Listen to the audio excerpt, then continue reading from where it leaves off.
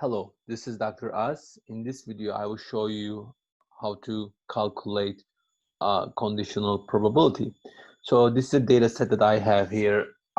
In my first column, I have customer identifier, which I have 300 customers for this bank. You can see their age, client's age. You can see their marital status, single or married. You can see the annual income, mortgage amount, payments per year, total amount paid, and whether they went default or not. So for this data set, I would like to create pivot table, which is cross tabulation and calculate conditional probabilities. Okay, let's get started. Click on A1, Control Shift right arrow to select all the columns, Control Shift down arrow to select all the rows. And then click on Insert. You will see here pivot table. Click on that. All right, let's create our pivot table in a new worksheet. Click OK.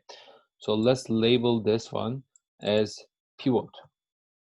All right, so let's say I'm interested in the impact of marital status on default on mortgage. So I would just put my default on mortgage in columns, as well as I would like to count those values.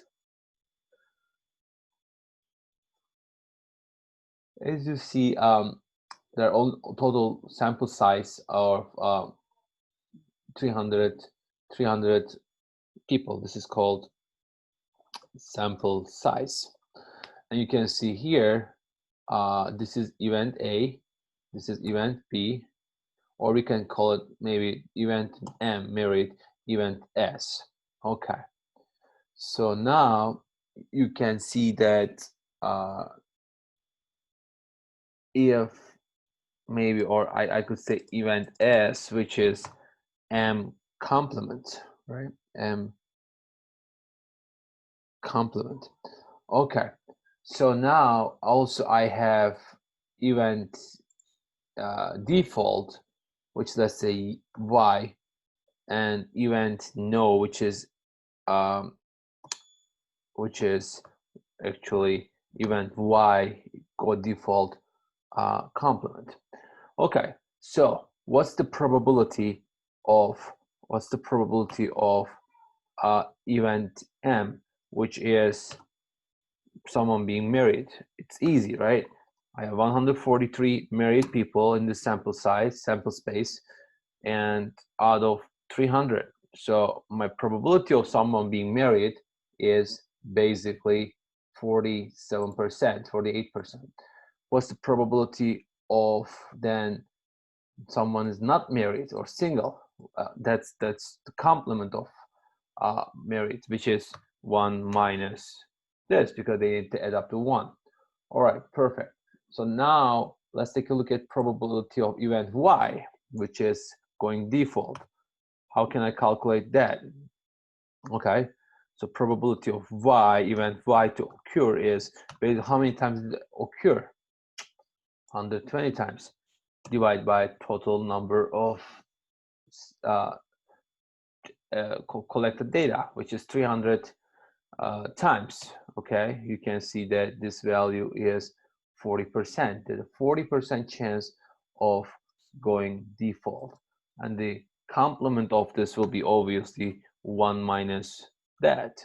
Okay, 60%, which is probability of no, or in other words, Y complement. Okay, why am I telling you about all these? So now what the question is, what's the probability of someone goes default given that that person is married? Okay, that shouldn't be that hard.